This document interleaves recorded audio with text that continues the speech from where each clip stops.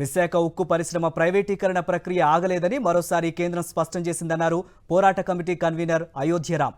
Steel plant ప్రైవేటీకరణను ఆపాలని ఆయన డిమాండ్ చేశారు. ప్యాకేజీ ఇచ్చి చేతులు దులుపుకుంటామంటే కుదరదని హెచ్చరించారు. రాష్ట్ర ముఖ్యమంత్రి కేంద్రంపై ఒత్తిడి తెచ్చి ప్లాంట్ను కాపాడాలని డిమాండ్ చేశారు. ఇది మేము పోరాట కమిటీగా కొత్త విషయం అనుకోవడం లేదు. 14వ తారీఖున జరిగినటువంటి రాష్ట్ర వ్యాప్త ధర్నాల్లో మొదటి పాయింట్ విశాఖ ఉక్కుని ప్రైవేటీకరణ నిర్ణయానికి విత్డ్రా చేసుకోవాలనేది మొదటి డిమాండ్.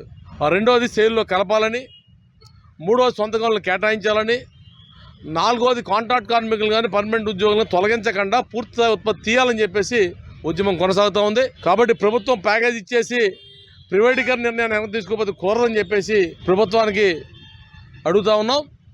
ఈ విషయాన్ని రాష్ట్ర ముఖ్యమంత్రి గారు కేంద్ర దృష్టికి తీసుకుపోయి ఈ ప్రైవేటీకరణ నిర్ణయాన్ని ఉపసంహరించేయాలని చెప్పేసి పోరాట కమిటీగా రిక్వెస్ట్ చేస్తూ ఉన్నాం.